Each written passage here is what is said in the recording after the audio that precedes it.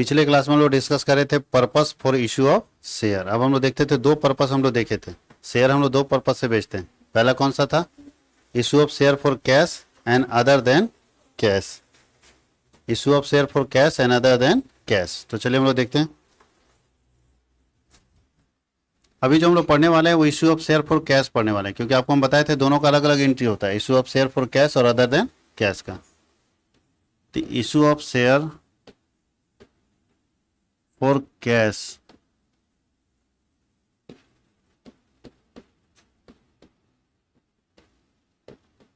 नगद के लिए अंशों का निर्गमन।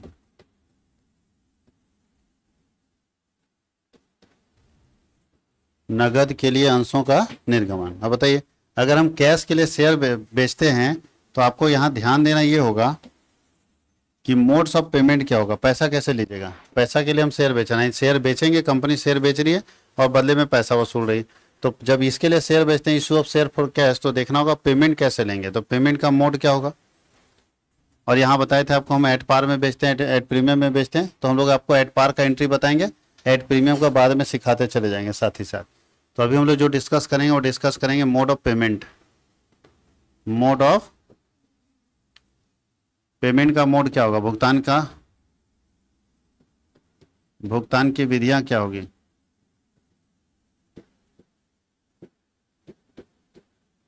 क्या मोड ऑफ पेमेंट है? तो दो तरह से आप दे सकते हैं पेमेंट। एक लमसम में। बताइए, कंपनी अगर शेयर बेचती है कैश लाने के लिए तो कंपनी कैसे कैसे पैसा मांग सकती है। तो पहला होता है लमसम, एक मुश्त। एक मुश्त मतलब क्या होता है? एक बार में। एक मुश्त मतलब होता है सारा पैसा एक बार में। कंपनी चाहेगी तो सारा का सारा पैसा एक बार में मांग सकती है शेयर का, और कंपनी चाहे तो इंस्टॉलमेंट में भी मांग सकती है। इंस्टॉलमेंट, किस्तों में। कंपनी चाहेगी तो इंस्टॉलमेंट में भी मांग सकती है। कहीं कोई दिक्कत है? ये कंपनी के ऊपर डिपेंड करता है कि कंपनी अपना पैसा कैसे मांगना चाहती है। मान लीजिए हम आपको पढ़ा रहे हैं और आपसे हमको फी लेना है, तो हम दो तरीके से ले सकते हैं, या तो सारा पैसा एक बार में ले लेंगे या तो फिर इंस्टॉलमेंट में। ये आपके ऊपर, देने वाले के ऊपर डिपेंड करता है या लेने वाले के ऊपर। लेने वाले के ऊपर हमारा जैसा नीड होगा, हमको लगेगा सारा पैसा हमको एक बार में चाहिए तो एक बार में मांगेंगे। अब उसमें जिसको पसंद होगा पढ़ेगा, नहीं लगेगा तो नहीं पढ़ेगा। उसी तरह कंपनी करती है कि अगर कंपनी को एक ही बार पैसे की जरूरत है तो कंपनी बोलती है सारा पैसा एक बार में देना होगा। अगर आपके पास क्षमता है तो आप लीजिए शेयर, नहीं क्षमता तो मत लीजिए मेरी कंपनी का शेयर। और कोई कंपनी को लगता है कि अभी हमको एक बार में पैसे का जरूरत नहीं है, हमको धीरे धीरे पैसा चाहिए, तो कंपनी क्या करती है, इंस्टॉलमेंट मांगना शुरू करती है कि हमको धीरे धीरे आप दीजिए, हमको अभी नीड नहीं है पैसे का, तो हमको अभी कुछ पैसा चाहिए, कुछ पैसा बाद में चाहिए, कुछ पैसा बाद में चाहिए। तो हम धीरे धीरे करके पैसा मांगते हैं, उसको हम लोग कौन सा सिस्टम बोलते हैं, इंस्टॉलमेंट सिस्टम। कोई दिक्कत है? तो ये कंपनी लेने वाले के ऊपर डिपेंड करता है कि लेता वो कैसे है। तो हम आपको तो दोनों सीख के जाना होगा, क्योंकि जिस कंपनी में आप जॉब कीजिएगा हो सकता है वो कंपनी वो लमसम भी मांग ले कभी, और कभी कभी क्या मांगे, इंस्टॉलमेंट। तो आपको दोनों सीखना होगा, इसलिए दोनों का एंट्री हम लोग सीखेंगे। अब हम लोग जनरल में आ गए और जनरल सीखेंगे कि आखिर लमसम में एक बार पैसा मांगने का कितना एंट्री बनता है। तो याद रखिएगा, कभी भी एक बार अगर पैसा मांगेंगे तो दो एंट्री बनता है। एक एंट्री बनता है जब हम उसको ड्यू करते हैं, और एक एंट्री बनता है जब हम उसको रिसीव करते हैं। कोई दिक्कत है? तो चलिए सबसे पहले हम लोग लमसम का एंट्री देख लेते हैं यहाँ।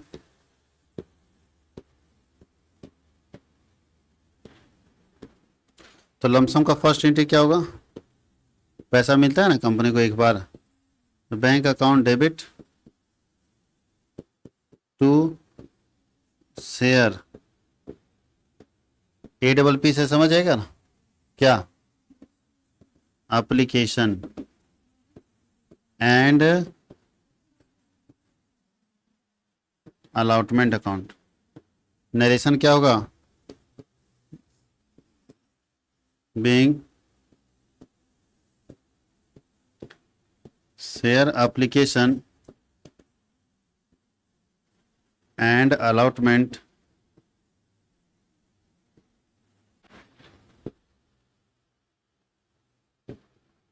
Money is received. Share application and allotment money is received, पहला काम।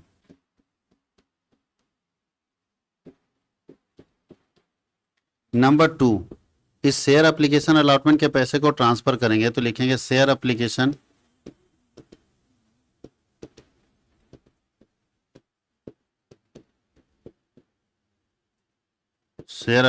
Allotment account debit to share capital account.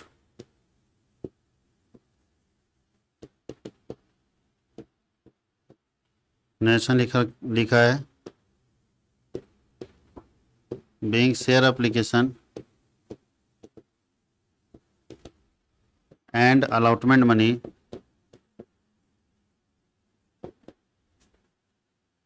Transfer to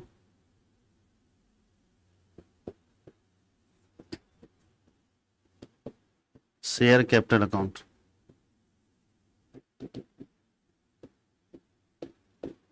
कोई दिक्कत है? ये 2 एंट्री करना है, अगर लमसम में कर लेंगे तो इसका अमाउंट भी क्रॉस कर दीजिए। कहीं किसी को कोई दिक्कत? देख लीजिए कहीं दिक्कत है? एप्लीकेशन का पहला पैसा हमको रिसीव हुआ, पहले हमको एप्लीकेशन का पैसा मिला एप्लीकेशन अलॉटमेंट का, और फिर एप्लीकेशन अलॉटमेंट के पैसे को हम ट्रांसफर कर दिए शेयर कैपिटल में। अच्छा, एप्लीकेशन अलॉटमेंट एक साथ क्यों लिखे? पैसा एक ही बार में मिला तो पहला इंस्टॉलमेंट तो एप्लीकेशन ही होता है ना, तो एक साथ दोनों क्यों लिखे? क्योंकि ध्यान दीजिएगा, जिस समय आप अप्लाई किए उसी समय कंपनी आपको अलॉट कर दी। जैसे आप लोग छोटे कॉलेज में जब एडमिशन लेते हैं तो क्या लगता है, फॉर्म पहले भरना पड़ता है, एप्लीकेशन, फिर लिस्ट में नाम आता है, फिर फी जमा करना पड़ता है, ऐसा होता है? या डायरेक्ट गए काउंटर पर पैसा जमा किए एडमिशन हो गया? डायरेक्ट गए काउंटर पर पैसा जमा किए एडमिशन। इसका मतलब है आप फॉर्म लिए, फॉर्म भरे, फॉर्म भर के क्या किया, आप अप्लाई किए, अब बोला लाओ पेमेंट दो, तुरंत अलाउट कर दिया आपको एक सीट। अलाउट करने मतलब एडमिशन दे दिया, रोल नंबर दे दिया आपको। इसका मतलब आप जैसे अप्लाई किए वैसे आपको अलॉटमेंट मिल गया। तो अगर एप्लीकेशन अलॉटमेंट एक साथ हो जाता है तो आपको लिखना पड़ेगा कि कंपनी का ये व्यक्ति कंपनी में शेयर खरीदने के लिए एप्लीकेशन दिया और कंपनी ने इसे शेयर क्या किया, अलाउट किया। ये अप्लाई किया और कंपनी इसको शेयर क्या किया, अलाउट किया। कोई दिक्कत है? तो एप्लीकेशन अलॉटमेंट दोनों एक साथ हुआ, पैसा तो हमको मिल गया। चूंकि एप्लीकेशन अलॉटमेंट के नाम से मेरे कंपनी में कोई अकाउंट नहीं होता है, एप्लीकेशन अलॉटमेंट के नाम से कंपनी में कोई अकाउंट नहीं होता है, तो इसके पैसे को कहाँ रखेंगे? पैसा तो रिसीव आप कर लिए, तो कंपनी में अकाउंट होता है किसके नाम पर, शेयर कैपिटल के नाम पर। तो इसके पैसे को हमको शेयर कैपिटल में भेजना था, तो क्या करते बताओ? इसके पैसे को जो यहाँ क्रेडिट है इसको शेयर कैपिटल में भेजना है, और तो शेयर कैपिटल तो क्रेडिट होता ही होता है, तो क्या करना पड़ा इसके पैसे को बताओ? तो ये जो क्रेडिट था उसको यहाँ डेबिट कर दिया। क्यों डेबिट किए? ताकि इसका पैसा कैंसिल हो जाए। क्यों डेबिट किए? ताकि इसका पैसा क्या हो जाए, कैंसिल। तो इसको क्रेडिट को कैंसिल करने के लिए क्या कर दिए, डेबिट। तो क्रेडिट को कैंसिल करने के लिए डेबिट कर दिए और इसके पैसे को ट्रांसफर कर दिए कहाँ पे, शेयर कैपिटल अकाउंट में। कहीं कोई दिक्कत है? यही हमारा कॉन्सेप्ट। अब हम लोग चलेंगे इंस्टॉलमेंट में, देख लीजिए कोई दिक्कत? अब हम लोग चलते हैं इंस्टॉलमेंट में पैसा कैसे मिलेगा।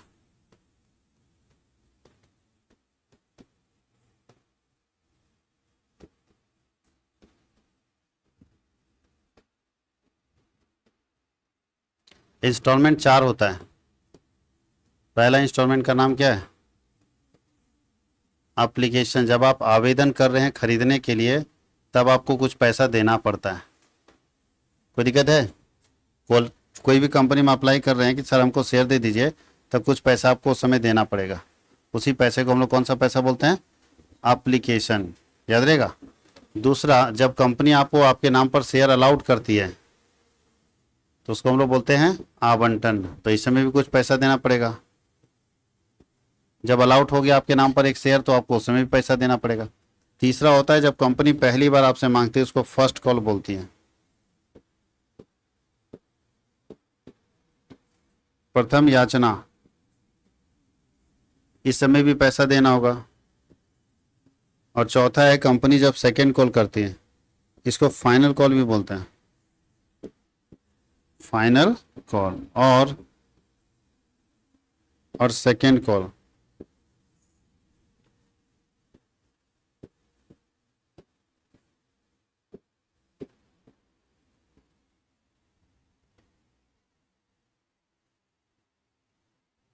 कोई दिक्कत किसी को? अब चलते हैं सबके बारे में लिखते हैं, एप्लीकेशन अलॉटमेंट, फर्स्ट कॉल और फाइनल कॉल। अब यहाँ एक चीज लिखा जाता है 1 2 2 1 2 1 2 1। ये क्या है 1 2 2 1? तो हम आपको काउंटिंग नहीं सिखा रहे, बचपन से आप सीखे हुए हैं। हम आपको सिखा रहे हैं यहाँ पे कि जहां जहां 1 नंबर लिखा हुआ है ना, वहां वहां रिसीव का एंट्री होगा। किसका एंट्री होगा? रिसीव का, पैसा लेने का। और जहां जहां 2 है ना, वहां ड्यूज का एंट्री होगा। या अगर ड्यूज रिसीव कर लिए हैं तो ट्रांसफर का एंट्री होगा। तो इसका मतलब है रिसीव का एंट्री कितना होगा इसमें से बताइए तो? 1 2 3 4, 4 रिसीव का एंट्री। और इसमें ट्रांसफर का एंट्री भी 4 होगा, 1 2 3 और 4। बस इस बात को ध्यान रखना, पूरा कॉन्सेप्ट बन जाएगा। इसका मतलब है अगर आप बेसिकली देखें तो इसमें 8 एंट्री नहीं पढ़ना है, इसमें सिर्फ 2 ही एंट्री सीखना है, एक रिसीव का, एक ड्यूज का। बाकी का नाम चेंज करते जाएंगे। अगर आप एक बार रिसीव का सीख गए तो एप्लीकेशन का जब रिसीव कर रहे होंगे तो एप्लीकेशन का नाम लिखा होगा। जब अलॉटमेंट का रिसीव कर रहे होंगे तो अलॉटमेंट का नाम लिखेंगे, फर्स्ट कॉल में फर्स्ट को लिखेंगे, फाइनल कॉल में फाइनल को। सिर्फ नाम चेंज कर देना, बाकी सेम एंट्री करना है। तो चलिए स्टार्ट करते हैं। फर्स्ट एंट्री रिसीव का एंट्री है तो बैंक होगा ना। कंपनी कभी भी कैश में पैसा नहीं लेती है, कंपनी का सारा पैसा किस में मिलता है? तो लिखेंगे बैंक अकाउंट डेबिट। कोई दिक्कत किसी को? बैंक अकाउंट डेबिट, पैसा बैंक से कंपनी के पास आ रहा है। और किसके थ्रू पैसा आ रहा है? किसका पैसा आ रहा है? एप्लीकेशन का। तो लिखेंगे टू शेयर, याद आ रहा है कुछ पीछे पढ़े थे आप लोग 12th में, to share application account. Narration क्या होगा बताइए, क्या किए हैं आप? यहाँ पे जो किए वही ना लिखना पड़ता है। यहाँ आप रिसीव किए हैं, किसका पैसा रिसीव किए हैं? तो share application money, share application money is received. आपने शेयर एप्लीकेशन का पैसा क्या किया है? रिसीव किया। ये रिसीव का एंट्री हो गया। आप बताइए, फिर बताइए आपको हम अभी कि आप शेयर एप्लीकेशन के नाम से बैंक कंपनी में कोई अकाउंट होता ही नहीं। कंपनी में अकाउंट होता है शेयर कैपिटल के नाम से। तो इसको ट्रांसफर करना है शेयर कैपिटल में, तो क्रेडिट को यहाँ क्या करना है? कैंसिल हो गया। जितना अमाउंट से क्रेडिट रहेगा उतना ही अमाउंट से यहाँ क्या करना है? डेबिट करना है। सेम अमाउंट हमेशा याद रखना। और 2 लिखेंगे शेयर कैपिटल, तो शेयर, इसका मतलब नरेशन में क्या जाएगा? क्या किए हैं बताइए, जो किए वही ना लिखेंगे। तो हम लोग क्या किए हैं? शेयर एप्लीकेशन का पैसा ट्रांसफर किए। कहाँ पे? तो लिखिए being share application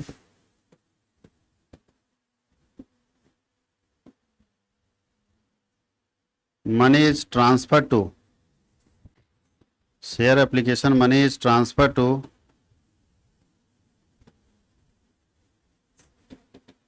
share capital account. कहाँ ट्रांसफर कर रहे हैं? शेयर कैपिटल अकाउंट में। अभी किसका एंट्री हम लोग कर लिए? एप्लीकेशन का। देखो एप्लीकेशन का 1 2 हो गया। अब हम किसका करने वाले हैं? तो अलॉटमेंट क्या बोलता है? 2 एंट्री पहले करो, 1 बाद में करो। इसका मतलब ये पहले होगा और ये वाला बाद में होगा। हाँ या नहीं? ऐसा क्यों? क्यों का जवाब होना चाहिए ना। ऐसा इसलिए क्योंकि जब कंपनी में पहली बार आप अप्लाई करने जाते हैं कि अच्छा आपका कॉलेज का समझिए, तब समझ आएगा कंपनी का। कॉलेज में जब आप एडमिशन लेने गए थे ना, तो सबसे पहले आप कॉलेज को पैसा दिए। कॉलेज को क्या किए? पैसा दिए। फिर कॉलेज आपके नाम पर एक सीट अलाउट किया, यानी तब आपके नाम पर वो ट्रांसफर किया। लेकिन जब दोबारा कॉलेज आपसे मांगता है रजिस्ट्रेशन का पैसा तो पहले कॉलेज नोटिस निकालता है या पहले आप जमा कर देते हैं? नोटिस निकालने मतलब ड्यू करना। कॉलेज मान लिया कि अगर 1000 बच्चे हैं 500 रुपये लेना है, तो 1000 इंटू 500 5 लाख आने वाला है। तो कॉलेज पहले ड्यू किया, नोटिस निकाला, फिर आप पेमेंट किए। इसका मतलब पहली बार जब हम बात करते हैं तो पहली बार में क्या होता है? रिसीव होता है, ट्रांसफर करते हैं। लेकिन उसके बाद देखो, उसके बाद 2 1 सब में है। उसके बाद आप ड्यू करोगे, रिसीव करोगे, ड्यू रिसीव, ड्यू रिसीव। आप मांगोगे तो मिलेगा, मांगोगे मिलेगा। बात समझ में आए? पहली बार ऐसा नहीं, पहली बार आपको रिसीव होता है, फिर उसके नाम पर हम शेयर अलॉट करते हैं। लेकिन दूसरी बार से दिक्कत नहीं है, दूसरी बार से हम उसे मांगेंगे, फिर वो देगा, मांगेंगे देगा, मांगेंगे देगा, यानी ड्यू रिसीव चलता रहता है। तो इसका मतलब यहाँ थर्ड एंट्री जो होगा वो कौन सा एंट्री होगा? सेकेंड वाला। तो सेकेंड वाला एंट्री ये है। यहाँ पे किसका पैसा मांग रहे थे हम लोग? एप्लीकेशन का। अभी किसका मांगना है? तो सेम छाप देंगे, खाली यहाँ पे चेंज कर देंगे। क्या लिखेंगे? ड्यू का, अलॉटमेंट का। ये ड्यू कर रहे हैं, मांग रहे हैं उससे। Share allotment account debit to share, इसका नरेशन चेंज होगा। Being share allotment money is due ध्यान देना, अलॉटमेंट का पैसा क्या हो रहा है, ड्यू हो रहा है। अब इसको समझिएगा ड्यू को। यहाँ ड्यू लिखे, यहाँ पे लिखे transfer to share capital account, ऐसा क्यों, जबकि हम आपको बताया सेकेंड एंट्री ड्यू का होता है या ट्रांसफर का, तो इसमें ट्रांसफर इसमें ड्यू क्यों? क्योंकि याद रखिएगा ड्यू करते हैं तब ना जब पैसा नहीं मिलता है। अभी मांग रहे हैं पैसा, अब ना मिलेगा, इसमें पहला पैसा क्या हुआ, पहले मिल गया है, तो पहले मिल गया तो फिर ड्यू मारिएगा। अगर कोई हमको पहले पैसा दे दे तो ड्यू नहीं ना मारेंगे, तो इसके पैसे को ट्रांसफर कर दिए। तो अगर आपको पहले पैसा रिसीव हो जाएगा तो उस पैसे को आप ट्रांसफर करेंगे। पहले अगर पैसा रिसीव हो जाता है तो उस पैसे को क्या करेंगे, ट्रांसफर। यहाँ पहले मिला है क्या, तो यहाँ ड्यू कर रहे हैं, अब हमको रिसीव होगा, तो रिसीव होगा तो इसका एंट्री क्या होता है, देखिए तो चौथा एंट्री 1 2 3 4, फोर्थ नंबर एंट्री कौन सा एंट्री है, 1 एंट्री। 1 मतलब ये वाला छपेगा डिट्टो, यहाँ एप्लीकेशन लिखा है, यहाँ पे क्या होगा, बाकी सेम छपेगा। चलो बताओ क्या होगा, bank account debit to share, क्या हुआ है, ये रिसीव हुआ है। किसका पैसा रिसीव हुआ है, तो लिखिए ना, being share allotment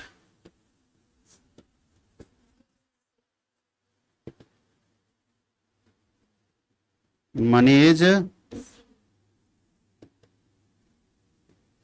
share allotment money is receive. कोई दिक्कत किसी को, शेयर अलॉटमेंट का पैसा रिसीव हो गया। अब 4 एंट्री हो चुका, अभी हम लोग किसका एंट्री करने वाले हैं, फर्स्ट कॉल का। तो फर्स्ट कॉल भी तो 2 1 बोल रहा है, मतलब यही वाला डिटो छपेगा, यहाँ चेंज नहीं करना, ये 2 1 चेंज करना पड़ा था, ये इधर ये तो 2 1 है ना, इसका मतलब ये डिटो उठा के छाप देंगे, जहां जहां अलॉटमेंट है वहां क्या लिख देंगे, फर्स्ट कॉल, बाकी सेम होगा। तो कर किए जाए तो अगले पेज में लेके जाते हैं, क्या होगा, एंट्री नंबर 5 लिखेंगे, share first call account to share capital,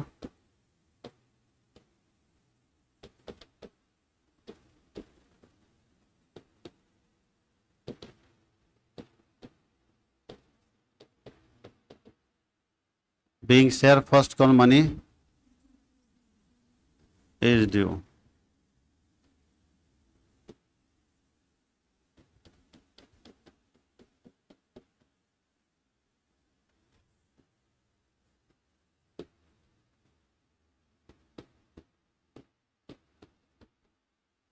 bank account debit to share first call, यही ना होगा रिसीव का, क्या नरेशन होगा,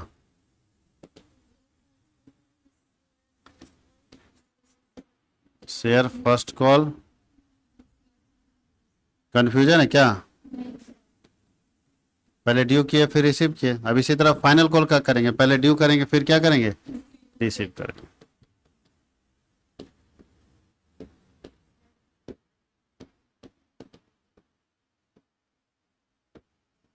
share final call account debit to share capital,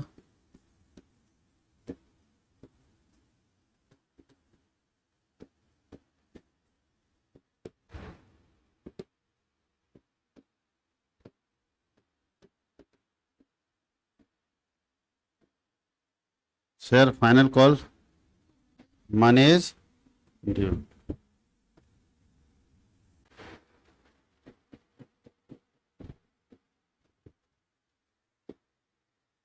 उसके बाद आएगा बैंक अकाउंट डेबिट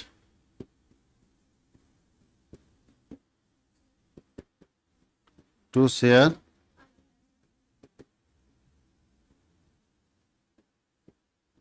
नरेशन, क्या होगा,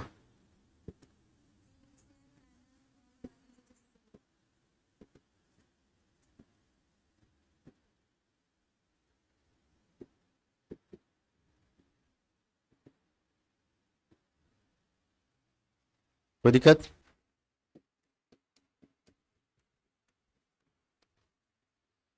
ये पूरा 8 एंट्री है। अब आपको ध्यान ये रखना होगा कि शेयर्स में आपको कंफर्म करना होगा कि कौन सा शेयर आप बेच रहे हो, इक्विटी या प्रेफरेंस। अगर इक्विटी बेचेंगे तो जहां जहां शेयर नजर आ रहा है उस सब जगह पे इक्विटी नजर आएगा। जैसे यहाँ लिखते हैं तो क्या लिखते हैं, bank account debit to equity share fund call. अगर प्रेफरेंस रहता तो यहाँ क्या लिखते हैं, प्रेफरेंस शेयर। तो इस बात का ध्यान ये रखना है, ये अभी नहीं लिखना है क्योंकि अभी तो हम फॉर्मेट लिख रहे हैं, फॉर्मेट में दोनों शेयर के लिए हम लिख रहे हैं, इक्विटी शेयर और प्रेफरेंस शेयर।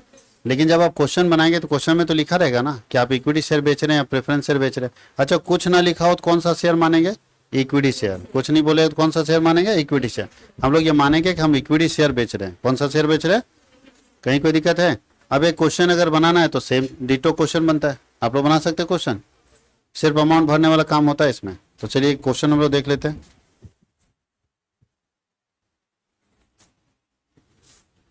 अच्छा, क्वेश्चन बनाने से पहले बैलेंस शीट को समझना जरूरी है। बैलेंस शीट एक बार समझ लेते हैं, फिर नेक्स्ट क्लास में क्वेश्चन बना लेंगे। बैलेंस शीट का ट्रीटमेंट बहुत जरूरी है। तो आप इसके बाद आपको जर्नल के बाद आपको क्या बनाना चाहिए?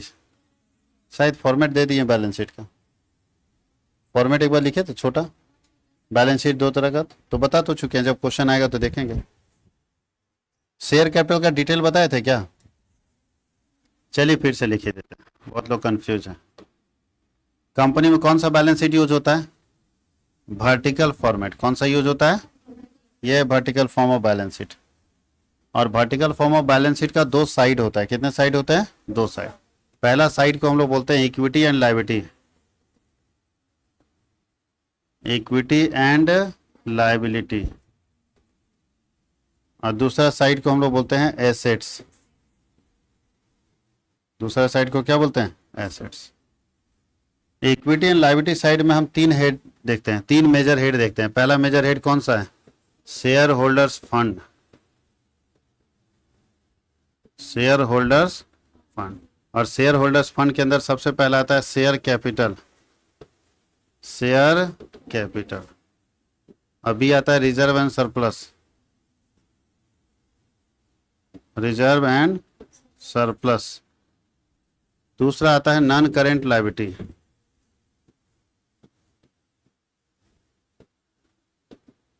Non current liability.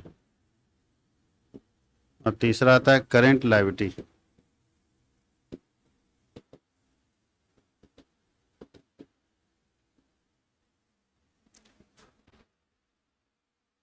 देखना है, ध्यान देना, इसका कोई अमाउंट नहीं होता है। शेयर होल्डर फंड का कोई अमाउंट नहीं, तो शेयर कैपिटल का अमाउंट है और रिजर्व एंड सरप्लस का अमाउंट है, नॉन करेंट का अमाउंट है और करेंट का अमाउंट है। क्लियर? यहाँ एक चीज और लिखाता है बैलेंस शीट में, जिसको हम लोग बोलते हैं notes to accounts, notes to accounts. मतलब जो कैलकुलेशन करेंगे उसका डिटेल यहाँ पे लिखेंगे, कितना नंबर का कर रहे हैं। ये हम लोग टोटल कर दिए।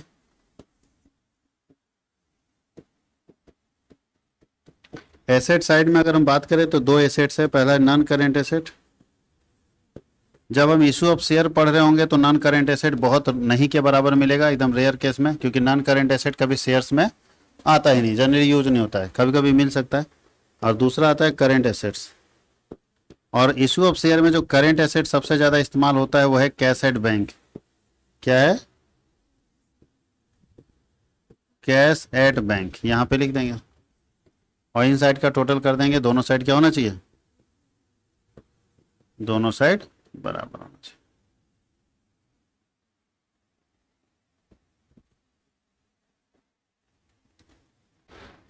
कोई दिक्कत? अब डिटेल लिखिए, शेयर कैपिटल के अंदर क्या जाता है, शेयर कैपिटल के अंदर क्या क्या जाता है। तो शेयर कैपिटल को हम लोग ऐसे लिखते हैं, सबसे ऊपर आता है ऑथराइज्ड कैपिटल, पहला number.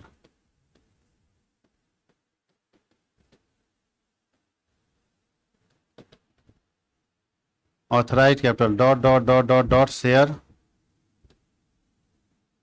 At the rate of dot dot dot each.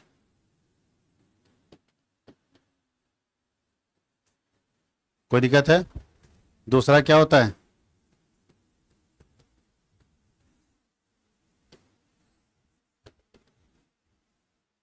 Issued share dot dot dot share at the rate dot dot dot.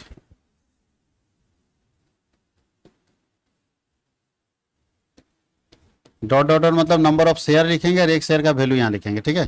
Question किससे बनता है? सब्सक्राइब्ड कैपिटल से बनता है। किससे बनता है? सब्सक्राइब्ड कैपिटल से dot dot dot share at the rate dot dot dot. Question इससे बनता है सब्सक्राइब्ड कैपिटल से, जितना मेरा बिका है उससे बनता है। इसमें क्या करते हैं? कॉल सीनियर को माइनस कर देते हैं, कॉल सीनियर को माइनस कर देंगे और शेयर फॉरफीचर को प्लस कर देंगे। शेयर क्या होता है आगे पता चलेगा, अभी रहने दीजिए। इसको प्लस कर देंगे और तब जो बाहर निकलेगा ये हमारा होगा शेयर कैपिटल का अमाउंट। ये कौन किसका अमाउंट होगा? शेयर कैपिटल का अमाउंट। देख लीजिए ये काम हम लोग करते हैं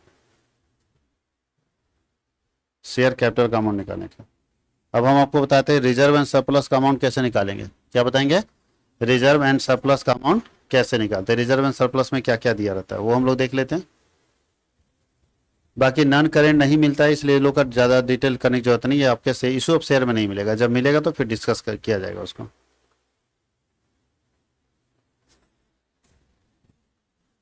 हम लोग चलते हैं दूसरा।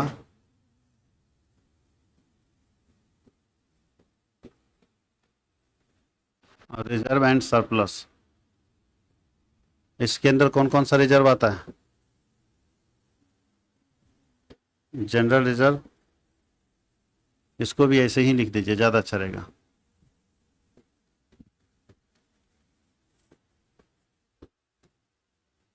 Security,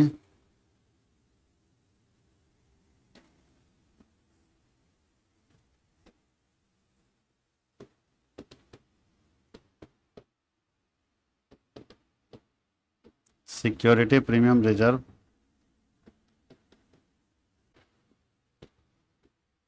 credit balance of profit and loss,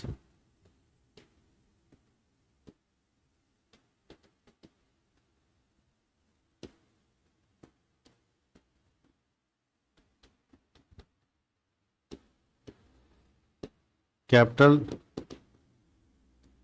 reserve,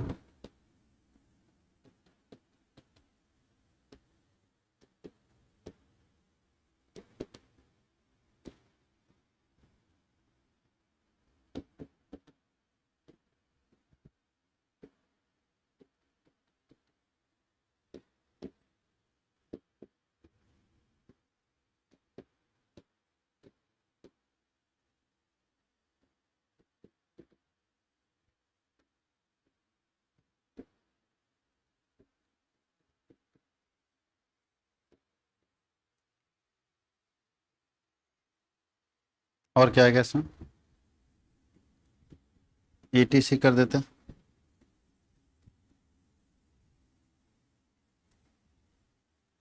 जोड़ लेंगे सारे रिजर्व, इसमें माइनस करेंगे, कुछ आइटम को इसमें लेस करेंगे। डेबिट बैलेंस ऑफ PL,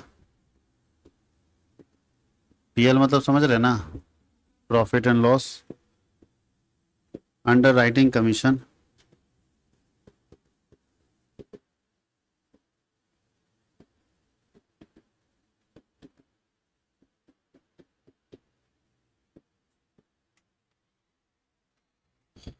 के बाद आपको मिलेगा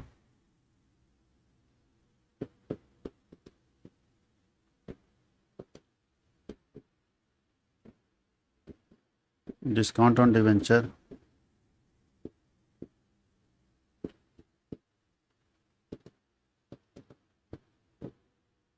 प्रीलिमिनरी एक्सपेंसेस,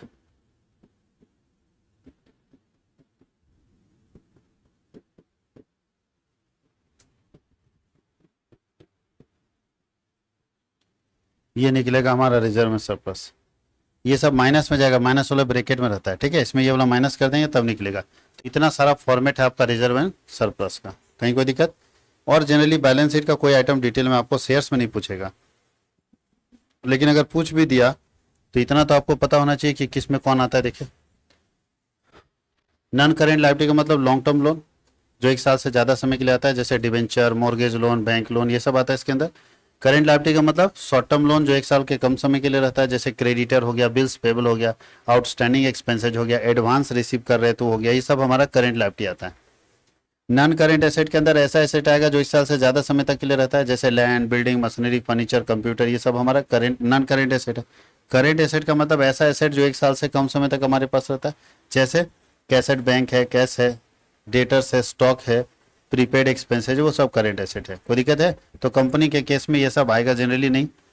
आपको इस बात को ध्यान रखना है कि बैलेंस शीट का पूरा ट्रीटमेंट, बैलेंस शीट अगर समझ गए तो आगे आपको दिक्कत नहीं होगा, इसलिए बैलेंस शीट को अच्छे से देखिएगा क्योंकि पूरा बुक इस पर टिका हुआ है। पूरे बुक में आपको बैलेंस शीट बना के दिया रहेगा, या किसी में नए बैलेंस शीट को बनाने बोलेगा, तो आपको पता होना चाहिए कि किस जगह पे कौन सा चीज रखा जाता है। तो बैलेंस शीट को ठीक से स्टडी करके देखिए, जहां डाउट होता है वो पूछ सकते हैं आप। एक बार झांक के देखिए बैलेंस शीट को, सिर्फ देखना नहीं है, समझना भी है। चलिए समझिए, देखिए कहाँ दिक्कत हो रहा है।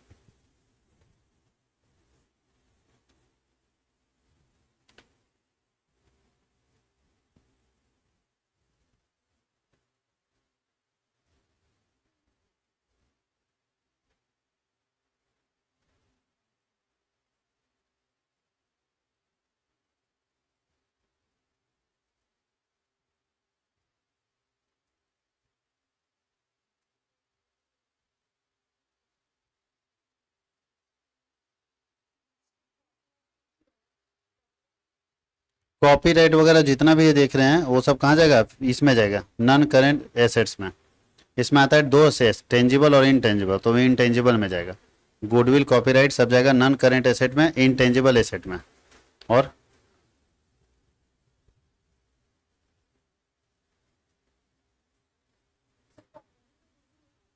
कंपनी का गुडविल होता है, हम लोगों को कंपनी का गुडविल पढ़ना है आगे।